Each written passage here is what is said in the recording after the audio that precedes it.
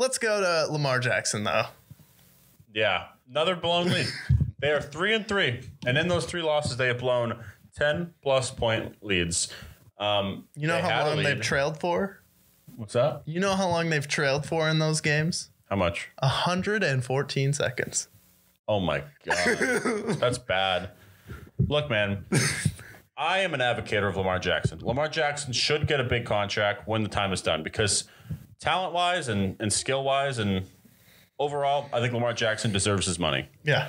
However, at the same time, I'm also a realist, and I understand that when your team blows 3 10-point leads, I have 2 questions. One, coaching-wise, what the hell happens there? Yeah. Because you're facing the Giants, which I understand how great of a story they are this year, but at the same time, you are facing the New York Giants, and you are facing Daniel Jones. So part of that goes on John Harbaugh. And the other part goes on Lamar Jackson, because Lamar Jackson, in all of 3 of those games, has made a dumb play at a pivotal point in the 4th quarter. You know what? Lamar Jackson, a big knock on Lamar, and the reason why he's not in the same echelons as someone like Josh Allen and Patrick Mahomes is because of his 4th quarter play, and most importantly, his playoff performances. Because Patrick Mahomes, video game character. Josh Allen, last year had one of the best playoff performances of all time against the Patriots and even against the Chiefs. Yeah, dare I against say. the Chiefs too. You went to overtime. Yeah, He didn't and it was a lose coin that game. toss. It was a coin toss. They could have made the Super Bowl with that. But Lamar Jackson, Should we be?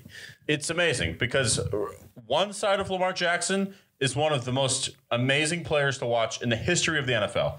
On the other side of it, it's like, what is happening?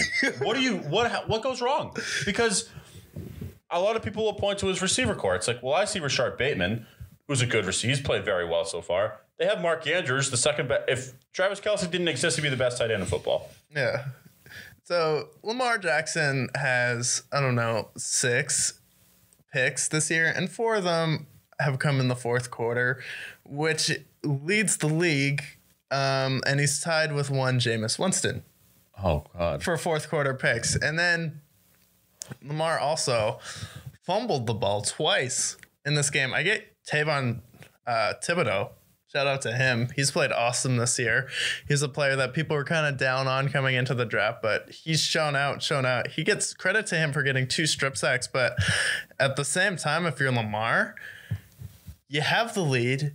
You're up a touchdown. Your number one concern, protect the football. If you see someone, you don't see them, whatever, tuck the football when you get hit. Make sure that football's not getting stripped out. And at the same time, it's like, you've had all of these leads. If you want that big contract, you want to be the MVP, you just have to make one play. A lot of these games have come down to one play, and it's like the Bills game. They go for it on 4th and goal, which I think that comes down to coaching, but you still threw a pick in the end zone. You had to force the ball into the end zone, throw a pick, go for it on 4th and goal when you could have just kicked a field goal, which is what the Bills won by. But you still didn't score since 2 minutes in the 2nd quarter left. It was like 3:46 left in the 2nd quarter. Didn't score. And then you drive the ball all the way down. Then you're like, oh, yeah, it sucks that John Harbaugh went for it on 4th and goal when Lamar Jackson didn't score a point in the 3rd quarter or the 4th quarter. So it's like, you're the MVP. You're the guy. You're a top 5 talent in the league. You just got to make a play.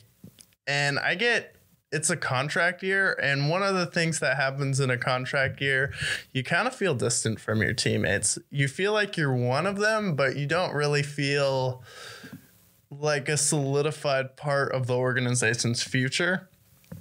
And this happened with Dak Prescott.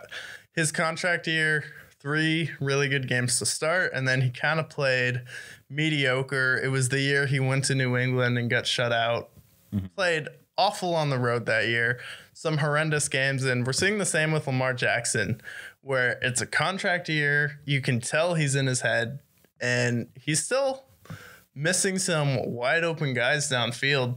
And you added Deshaun Jackson, which this is a typical Ravens move where they're like, we have a hole at wide receiver.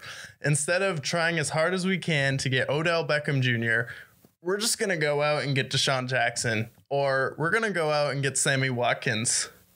And it's just not going to work. Des Bryant. Remember the Des Bryant experiment? Yeah. So it's like until there's a real philosophical change, there's nothing special about your offense. And your running backs are not bad. Kenyon Drake played really well. And I think you should go out there and trade for Christian McCaffrey. I think that's a good spot for him. You get him. You get a legit 1-2 punch with Kenyon Drake and Christian McCaffrey.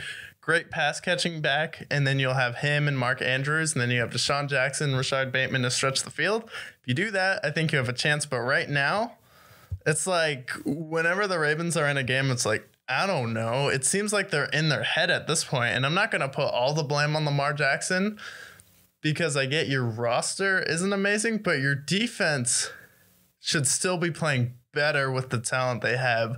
You picked up Kyle Hamilton. You have Patrick Queen at a corner. You have Marlon Humphrey.